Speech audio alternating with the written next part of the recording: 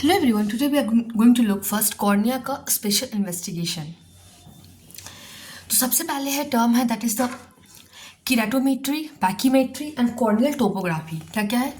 किरेटोमेट्री, pachymetry and corneal topography. Now सबसे पहले हम लिखेंगे किरेटोमेट्री। क्या लिखेंगे? Keratometry. And keratometry means cornea, cornea को हम लोग मेजर करने के लिए, ठीक है ना।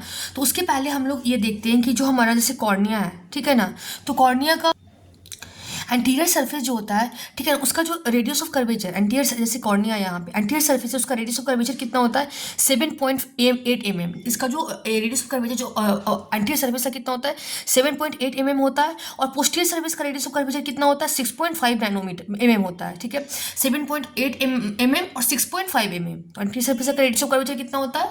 7.5 mm होता है। पोस्टीरियर सरफेस का रेडियस ऑफ कर्वेचर 6.5 mm होता है। कॉर्निया का जो कर्वेचर, नॉर्मल कर्वेचर जो होता है 42 टू 46 डायोप्टर होता है। कितना होता है कॉर्निया कर्वेचर का? जो नॉर्मल जो लेंस उसका होगा 42 टू 46 डायोप्टर, इसको 43 डायोप्टर भी हम लोग बोलते हैं, ठीक है ना।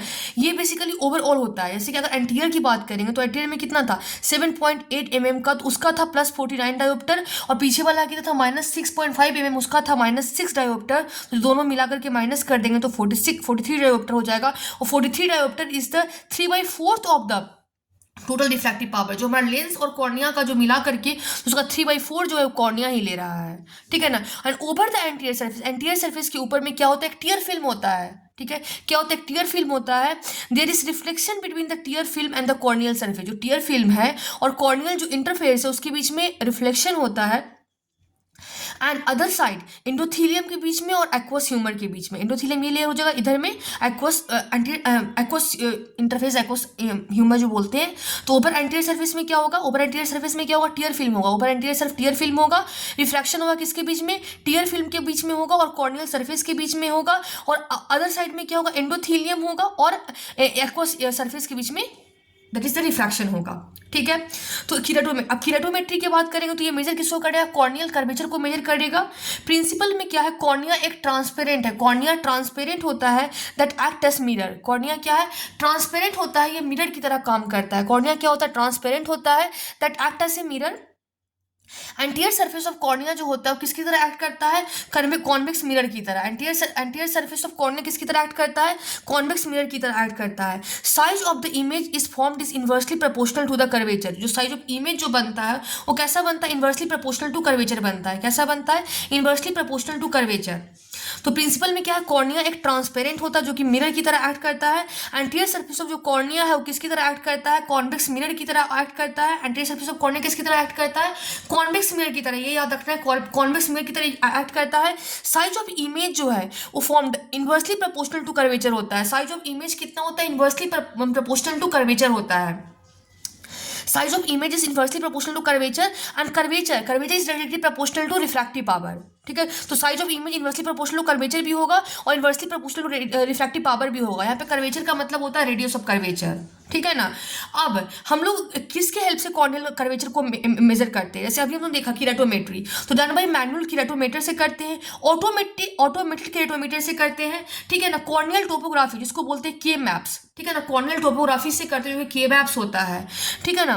तो किसे किसे करेंगे? मैनुअल किरेटोमीटर से, ऑटोमेटेड किरेटोमीटर से और कॉर्नियल टोपोग्राफी इसको बोलते हैं के मैप से। अब मैनुअल किरेटोमीटर जो होते हैं उसमें एक होता है बॉस्क एंड लॉम्ब एंड यहाँ पे दिया बॉस्क एंड लॉम्ब किरेटोमीटर, यहाँ पे आप दिख रहे होगा, यहाँ पे बॉस्क एंड लॉम्ब किरेटोमीटर होता है। और एक क्या होता है?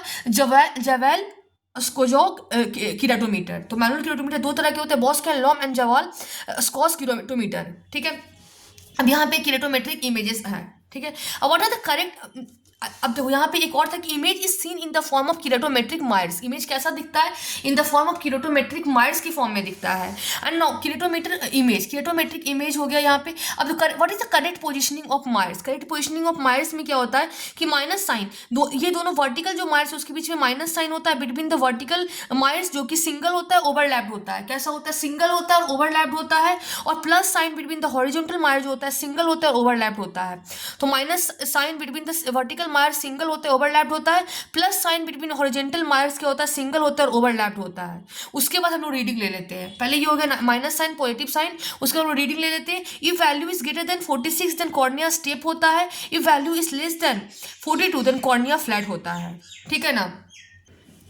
तो माइनस साइन क्या है, बिटवीन द वर्टिकल मायर्स है जो कि सिंगल होते हैं, ओवरलैप्ड होता है, plus sign between horizontal mires होता है, सिंगल होते हैं, ओवरलैप्ड होता है। उसके बाद हम लोग रीडिंग लेते हैं, अगर वैल्यू ग्रेटर देन 46 है तो कॉर्निया स्टेप होगा, अगर वैल्यू लेस देन 42 है तो कॉर्निया फ्लैट होगा। तो 46 से ज़्यादा होगा तो क्या होगा, कॉर्निया स्टीफ होगा, 42 से कम होगा तो कॉर्निया फ्लैट होगा। किरोमेट्री का क्या यूज होता है, that measure the corneal curvature, किसको मेजर करवाते हैं, कॉर्नियल कर्वेचर को मेजर करने में हेल्प होता है। कॉर्नियल कर्वेचर फिर से अगर आप कॉर्नियल कर्वेचर में तो समझ रहे होगे कि दिस वन, ठीक है। After that measure the corneal curvature, diagnosis किस में हेल्प करता है, टू डायग्नोस द एस्टिग्मिज्म। एस्टिग्मिज्म में भी कॉर्नियल सरफेस का ही प्रॉब्लम होता है, अभी हम लोग पढ़ेंगे कॉर्नियल सरफेस का ही प्रॉब्लम। तो डायग्नोसिस में एस्टिग्मिज्म, जैसे कि अगर मायर हॉरिजॉन्टली ओवल है, ठीक है ना, हॉरिजॉन्टली मतलब हॉरिजॉन्टल में इस तरह से हॉरिजॉन्टली ओवल है, ठीक है, हॉरिजॉन्टली ओवल है तो क्या होगा, विद द रूल एस्टिग्मिज्म। अगर मायर्स वर्टिकली ओवल है, इस तरह से वर्टिकली ओवल है तो अगेंस्ट द रूल एस्टिग्मिज्म। तो हम लोग को डायग्नोसिस कर एस्टिग्मिज्म को डायग्नोस करने में हेल्प करेंगे कि अगर हॉरिजॉन्टली मायर है तो विद द रूल एस्टिग्मिज्म, और मायर्स वर्टिकल ओवल है तो अगेंस्ट द रूल एस्टिग्मिज्म। और थर्ड में क्या हो जाएगा, to a certain proper fitting of the contact lens, मतलब कॉन्टैक्ट लेंस को प्रॉपर फिटिंग करने के लिए भी हम लोग किरेटोमेट्री का यूज करते हैं। तो कहाँ पे, और फोर्थ में टू डायग्नोस किरेटोमेट्री हम लोग को किरेटोकोनस को डायग्नोस करने के लिए हेल्प करते हैं, जिसमें पल्सिटेटिंग मायर्स आर सीन। क्या दिखता है, पल्सिटेटिंग मायर्स आर सीन। तो क्या क्या हो गया, व्हाट आर द किरेटोमेट्री यूज होता है, that measure the corneal curvature को मेजर करता है, डायग्नोस करता है एस्टिग्मिज्म, जिसमें कि मायर्स और हॉरिजॉन्टली ओवल है तो विद द रूल एस्टिग्मिज्म होगा, मायर्स अगर वर्टिकली ओवल है तो अगेंस्ट द रूल एस्टिग्मिज्म होगा। हम लोग proper fitting of the contact lens के लिए असर्टन करते हैं। हम लोग डायग्नोस किसको करते हैं, किरेटोकोनस को डायग्नोस करते हैं, pulsatile mires can be seen. Okay, now जैसे अगर कॉन्टैक्ट लेंस को फिट करना, तो ये अगर इस ऐसे फिट हो गया, इसमें गुड फिट है, इस तरह से है तो दिस स्टीफ फिट है, ठीक है ना। आफ्टर दैट इसका और अब सेकंड में क्या है, पैकीमेट्री क्या है, दैट इज द पैकीमेट्री है। पैकीमेट्री क्या होता है, ये मेजर करता है कॉर्निया के थिकनेस को, सेंट्रल पार्ट का बात कर रहा है, सेंट्रल थिकनेस को मेजर करता है। क्या मेजर करता है, सेंट्रल थिकनेस को मेजर करता है। तो पैकीमेट्री क्या मेजर करता है, सेंट्रल कॉर्नियल थिकनेस को। नॉर्मल कॉर्नियल थिकनेस कितना होता है, 0.5 mm 0.54 mm होता है, या फिर 514 माइक्रोमीटर होता है। कितना होता है, 0.54 mm होता है, या तो 540 माइक्रोमीटर होता है। कॉर्नियल थिकनेस जो होता है इंक्रीज करता है सेंट्रल से पेरीफेरी में, कॉर्निया का जो थिकनेस है वो इंक्रीज करता है। Corneal thickness increase from centre to periphery, centre से पेरीफेरी से तक लेकर के कॉर्नियल थिकनेस इंक्रीज होता है। ओके, तो नॉर्मल कॉर्नियल थिकनेस कितना होता है, 0.54 mm और 540 माइक्रोमीटर। कॉर्नियल थिकनेस जो होता है इंक्रीज हो जाता है, कहाँ से, सेंटर से लेकर के पेरीफ्री में कॉर्नियल थिकनेस इंक्रीज हो जाता है, ठीक है। आफ्टर दैट जो उसके ऑप्टिकल जो पैकीमेट्री जो हम लोग कर रहे हैं, इसमें स्टिल लैम्प का यूज करते हैं, अल्ट्रासाउंड जो कि गोल्ड स्टैंडर्ड होता है, ठीक है ना। पुट हम लोग सबसे पहले टॉपिकल एनेस्थीसिया पुट करते हैं ऑन कॉर्निया और टच करते हैं सेंट्रल कॉर्निया को, और इट गिव रिजल्ट। तो अल्ट्रासाउंड क्या होता है, गोल्ड स्टैंडर्ड होता है, हम लोग टॉपिकल एनेस्थीसिया पुट करते हैं कॉर्निया में और हम लोग टच करते हैं सेंट्रल कॉर्निया को, रिजल्ट देता है। Anterior segment OCT and ultra biomicroscopy, ठीक है। After that what are the uses क्या है, in the case of LASIK में हम लोग यूज करते हैं ताकि कॉर्निया को एब्लेट कर सके, क्या कर सके, कॉर्निया को हम लोग एब्लेट कर सके। In the case of LASIK to ablate the cornea, क्योंकि जो मतलब कि एब्लेट मतलब कि हम लोग लेजिक में यूज करते हैं ना कॉर्निया को एब्लेट करने के लिए, तो क्योंकि लेजिक जो होता है कॉन्ट्रा इंडिकेटेड, अगर कॉर्नियल थिकनेस 415 माइक्रोमीटर से अगर कम होता है तो लेजिक क्या है, कॉन्ट्रा इंडिकेटेड है। तो लेजिक इज कॉन्ट्रा इंडिकेट अगर corneal thickness is less than 450 micrometer, तो in case of LASIK use करते हैं। In case of IOP measurement, किसमें, in case of IOP measurement, क्योंकि 1 mm Hg of IOP is directly proportional to 10 micrometer corneal thickness. 1 mm Hg जो IOP होता है वो कितना, किसका डायरेक्टली प्रोपोर्शनल होता है, 10 माइक्रोमीटर कॉर्नियल थिकनेस के होता है। तो हम लोग आईओपी मेजरमेंट में भी यूज करते हैं। तो कैसे याद रखेंगे, 1 mm Hg ऑफ आईओपी कितना होता है, 10 माइक्रोमीटर कॉर्नियल थिकनेस के बराबर होता है। अगर आईओपी फॉल्स हाई होता है, अगर कॉर्नियल थिकनेस ज्यादा है तो आईओपी फॉल्स हाई हो जाएगा, अगर कॉर्नियल थिकनेस लेस है तो आईओपी फॉल्स लो हो जाएगा। तो कॉर्नियल थिकनेस अगर मोर है तो क्या हो जाएगा, आईओपी फॉल्सली हाई हो जाएगा, कॉर्नियल थिकनेस अगर लेस है तो आईओपी फॉल्सली लो हो जाएगा। नाउ आफ्टर दैट अब हम लोग पढ़ेंगे कॉर्नियल टोपोग्राफी। क्या पढ़ेंगे? Corneal topography. फर्स्टली भी हम लोग देखेंगे कि हम लोग किरेटोमेट्री पढ़ेंगे, पैकीमेट्री पढ़ेंगे एंड देन कॉर्नियल टोपोग्राफी पढ़ेंगे। ठीक है, तो कॉर्नियल टोपोग्राफी क्या होता है? मेजर करता है कर्वेचर, कर्वेचर को मेजर करता है, थिकनेस ऑफ कॉर्निया को मेजर करता है, और रिफ्रैक्टिव स्टेटस, जिसको एस्टिग्मेटिज्म भी बोलेंगे, मतलब रिफ्रैक्टिव स्टेटस को मेजर करता है, जो कि एस्टिग्मेटिज्म में हेल्प करता है। तो क्या क्या मेजर करता है? कर्वेचर को मेजर करता है, थिकनेस ऑफ कॉर्निया को मेजर करता है, एंड रिफ्रैक्टिव स्टेटस, जिसको हम लोग एस्टिग्मेटिज्म भी बोलते हैं, रिफ्रैक्टिव एस्टिग्मेटिज्म में भी ये हेल्प होता है। Okay, after that to examine the corneal surface, क्या में हम लोग हेल्प करते हैं कॉर्नियल सरफेस को हम लोग एग्जामिन करने में कि स्मूथ है या अनड्यूलेटेड है, या तो स्मूथ है या कि अनड्यूलेटेड है। ठीक है ना, सरफेस एलिवेटेड है। तो कॉर्नियल सरफेस को हम लोग मेजर करने के लिए डन हम लोग कैसे करते हैं? प्लेसिबो डिस्क की हेल्प से। किसकी हेल्प से? प्लेसिबो डिस्क की हेल्प से करते हैं। दैट इज क्योंकि उसमें डार्क और लाइट अल्टरनेटिंग रिंग होता है। क्या होता है? डार्क और लाइट अल्टरनेटिंग रिंग होता है। Look here you can see, Placido disc से करते हैं। ठीक है ना, कॉर्नियल के सरफेस को मेजर करें तो कॉर्नियल कर्वेचर को, thickness of cornea, refractive basis, सबको मेजर करने के लिए कॉर्नियल सरफेस को मेजर करने के लिए कि थिक है या फिर अनड्यूलेटेड है।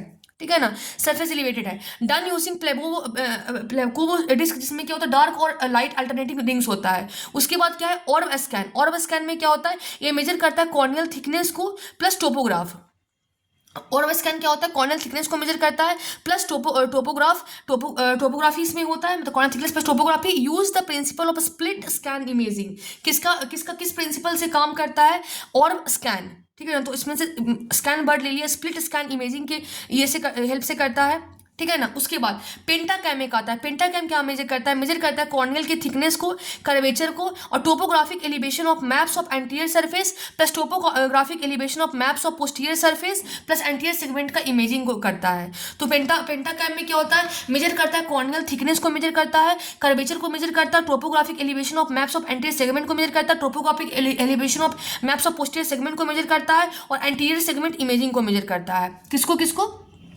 That is the corneal thickness को, ठीक है ना, कर्वेचर को, ठीक है ना, उसके बाद topographic elevation of map of anterior surface को। ठीक है ना, थिकनेस तो याद रखिएगा, थिकनेस ठीक है, कर्वेचर भी पहले ही पढ़ चुके हैं। एक है टोपोग्राफिक एलिवेशन, मतलब कि एंटीरियर सरफेस कितना टोपोग्राफिकल एलिवेट है, पोस्टीरियर सरफेस कितना टोपोग्राफिकल एलिवेट है, प्लस एंटीरियर सेगमेंट का हम लोग इमेजिंग करते हैं। ठीक है ना, पेंटा जो कैम है क्या है? सिटी, मतलब कि टोमोग्राफी है। ये 3D इमेज ऑफ कॉर्निया लेता है। Also take posterior surface as initial change in keratoconus. हाँ, मतलब कि पोस्टीरियर सरफेस को भी लेता है तो केरेटोकोनस में भी हेल्प आउट हो जाता है, क्योंकि केरेटोकोनस सबसे पहले पोस्टीरियर सरफेस में ही आता है। ठीक है, after that we will look the corneal vital staining. Corneal vital staining में क्या होता है? फ्लोरेसेंट डाई होता है। क्या होता है? फ्लोरेसेंट डाई हम लोग यूज करते हैं। स्टेन जो कि एरिया ऑफ डीन्यूडेड ब्रोकन एपिथेलियम को स्टेन करता है। क्या करता है? ब्रोकन एपिथेलियम, डीन्यूडेड एपिथेलियम को स्टेन करता है। यह स्टेन किसको करता है? फ्लोर और बेस ऑफ द अल्सर। किसको? फ्लोर पे या बेस जो अल्सर का है उसको स्टेन करता है। विजुलाइज कहाँ पे होता है? Under cobalt blue light such as seen as green fluorescent. ठीक है ना, विजुलाइज कैसे होता है? अंडर कोबाल्ट ब्लू लाइट के अंदर विजुलाइज होता है। ये कैसा दिखता है? सीन एज ग्रीन फ्लोरेसेंस की तरह दिखता है। किसकी तरह दिखता है? ग्रीन फ्लोरेसेंस की तरह दिखता है। लोग ग्रीन फ्लोरेसेंस की तरह दिखता है। अदर यूज में क्या है? अदर यूजेस गोल्ड्समैन 80, इसको बोलते हैं एप्लेंटेशन टोनोमेट्री फॉर, ठीक है ना, और क्या यूज होता है? फॉर डायग्नोसिंग ड्राई आई के लिए भी होता है। जॉन्स डाई डिसअपियरेंस टेस्ट, मतलब लेक्रामाइसन को असेसमेंट करने के लिए। Seidel's test done in the penetrating trauma में हेल्प करते हैं। तो कॉर्निया वाइटल स्टेनिंग में क्या है? हम लोग फ्लोरेसिन डाई की हेल्प से करते हैं। स्टेन किसको करता है? एरिया ऑफ डीन्यूडेड ब्रोकन एपिथेलियम को स्टेन करता है। किसको करता है?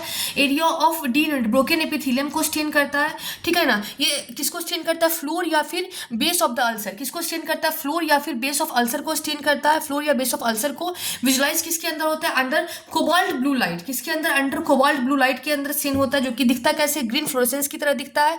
अदर यूज में कैसा होता है? गोल्ड्समैन 80 इसको बोलते हैं एप्लेटेशन टोनोमेट्री में फॉर डायग्नोसिंग ड्राई आई को डायग्नोस करने में। जोन्स डाई डिसअपियरेंस टेस्ट, जिसको बोलते हैं लेक्रामाइसन असेसमेंट, और serious test done in the penetrating trauma में हेल्प करते हैं। ठीक है ना, जैसे कि यहाँ पे हम लोग ऑरेंज कलर डाई डाले, ठीक है ना, कोबाल्ट ब्लू लाइट डालेंगे तो फ्लोरोसेंट स्टेनिंग हो जाएगा। ठीक है, मतलब कि हम लोग ऑरेंज कलर डाई डाल रहे हैं, कोबाल्ट ब्लू लाइट के अंदर विजुलाइज कर रहे हैं, तो ग्रीन फ्लोरेसेंस दिखेगा। क्या स्टेन करेगा? ब्रोकन एपिथेलियम को स्टेन करेगा। ठीक है, स्टेन कहाँ पे करेगा? Floor and the base of ulcer को स्टेन करेगा। ठीक है। अदर यूज में क्या क्या, गोल्ड्समैन 80 एप्लिटेशन टोनोमेट्री है, डायग्नोस करने में dry eye, Jones dye disappearance जिसको बोला है प्राइमेशन assessment, Seidel stain done in the penetrating trauma. ठीक है। उसके बाद corneal vital staining, corneal vital staining क्या होता है, उसको लोग बोलते हैं रोज बेंगोल डाई। क्या बोलते हैं, rose bengal dye. Corneal vital staining होता है एक वाइटल जो जिंदा दोनों, अभी वाइटल स्टेनिंग ऊपर भी था, कॉर्नियल वाइटल स्टेनिंग में क्या रोज बेंगोल डाई है जो कि स्टेन किसको करता है, डिविटलाइज्ड, मतलब जो जिंदा नहीं है या फिर नेक्रोटिक टिश्यू को स्टेन करता है। ये स्टेन कहाँ पे करता है, मार्जिन ऑफ अल्सर। वो किसको कर रहा था, बेस ऑफ अल्सर।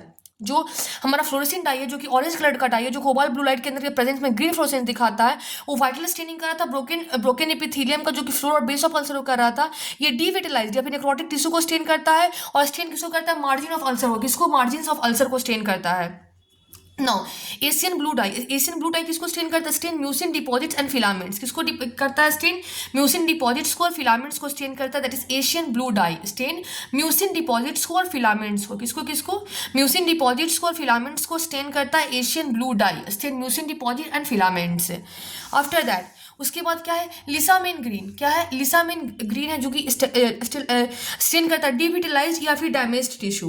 ठीक है ना। एडवांटेज क्या है, ये टॉक्सिक नहीं होता है हेल्दी टिश्यू में, as it does not stain healthy tissue. इसको हम लोग प्रेफर करते हैं ओवर रोज बेंगोल स्टेन से, मतलब कि ये डिविटलाइज्ड और डैमेज टिश्यू को स्टेन करता है, ये टॉक्सिक नहीं होता है हेल्दी टिश्यू से, ये नहीं स्टेन करता है हेल्दी टिश्यू को, इसलिए प्रेफर करते हैं ओवर रोज बेंगोल स्टेन को। यूज कहाँ पे करते हैं, to diagnose dry eye by conjunctival staining. हम लोग डायग्नोसिस किसको यूज किस में करते हैं, ताकि हम लोग डायग्नोस कर सके ड्राई आई को बाय कंजक्टिवल स्टेनिंग। ठीक है ना। ड्राई आई को भी हम लोग डायग्नोस करते हैं कंजक्टिवल स्टेनिंग की हेल्प से। After that confocal microscopy. Confocal microscopy में क्या है, that is in vivo method to find the layer of cornea. क्या होता है, एक इन विवो मेथड होता है ताकि हम लोग कॉर्निया की लेयर्स को फाइंड कर सके, ताकि हम लोग विजुलाइज कर सके जितने भी लेयर्स है कॉर्निया का इन विवो में, सारे के सारे लेयर्स को लोग फाइंड कर सके। This is non invasive technique for in vivo imaging of all the layers of the living cornea. ये एक नॉन इन्वेजिव टेक्निक है। क्या है, नॉन इन्वेजिव टेक्निक है जो कि यूज कैसे करते, इन विवो इमेजिंग करने के लिए ऑल द जितने भी लेयर्स लिविंग रेटिना को सबके सब। इसमें क्या, कॉर्नियल एस्थेनोमीटर। क्या है, कॉर्नियल एस्थेनोमीटर जो कि एग्जामिन करता है कॉर्निया के सेंसेशन को। Also by cotton base, it is done by the pen like instrument, जिसमें जो कि फिलामेंट जिसमें होते हैं 6 सेंटीमीटर लॉन्ग होते हैं। ठीक है। तो कॉनफोकल माइक्रोस्कोपी क्या है, ये इन विवो मेथड है ताकि हम लोग लेयर्स ऑफ कॉर्निया को पता कर सके। ये विजुलाइज करता है जितने भी लेयर्स ऑफ कॉर्निया है इन विवो में। ठीक है ना। ये नॉन इन्वेजिव टेक्निक है, नॉन इन्वेजिव टेक्निक है जो कि in vivo imaging of all layer of living cornea करते हैं। ठीक है। Non invasive techniques for in vivo imaging of all the layers of living cornea. उसके बाद क्या है, कॉर्नियल एस्थेटिनोमीटर। ठीक है। ये एग्जामिन क्या करता है, कॉर्नियल के सेंसेशन को एग्जामिन करता है। ऑल्सो भाई कॉटन बिस्क से भी हेल्प कर सकते हैं, ये लोग पेन लाइक इंस्ट्रूमेंट की हेल्प से करते हैं विद द फिलामेंट, जिसमें 6 सेंटीमीटर फिलामेंट लॉन्ग होता है।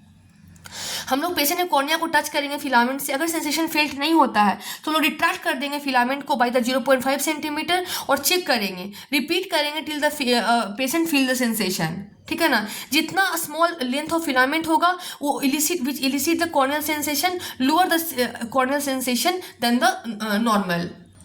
तो कॉर्नियल एस्थेनोमीटर क्या होता है, ये एग्जामिन किसको करता है, कॉर्नियल सेंसेशन को एग्जामिन करता है। क्या एग्जामिन करता है, कॉर्नियल सेंसेशन को एग्जामिन करता है। कॉटन, जैसे कि हम लोग कॉटन बिस्क जो करते हैं, ये एक पेन लाइक इंस्ट्रूमेंट होता है, इसका फिलामेंट कितना होता है, 6 सेंटीमीटर लॉन्ग होता है। मतलब मॉडर्न टेक्निक है। ठीक है ना। 6 सेंटीमीटर लॉन्ग होता है बेसिकली। ये मतलब ये कॉटन बिस्क से क्यों अच्छा, क्योंकि हम लोग टच करें, जैसे पेशेंट ने कॉर्निया को टच किया फिलामेंट से, सेंसेशन फील नहीं हुआ, हम लोग उसको रिट्रैक्ट कर देंगे फिलामेंट को। ठीक है ना, 0.5 सेंटीमीटर से, फिर से चेक करेंगे, फिर रिपीट करेंगे पेशेंट को, जब रिपीट करेंगे जब तक पेशेंट फील करता है सेंसेशन को। अब जितना छोटा लेंथ ऑफ फिलामेंट है जो कि इलिसिट कर रहा है कॉर्नियल सेंसेशन का, उतना कम सेंसेशन है कॉर्नियल सेंसेशन द नॉर्मल। ठीक है। और कॉनफोकल माइक्रोस्कोपी तो हमने देख ही लिया कि नॉन इन्वेजिव टेक्निक होता है जो कि इन विवो इमेजिंग करता है जितने भी लेयर्स ऑफ लिविंग कॉर्निया है। Thank you everyone.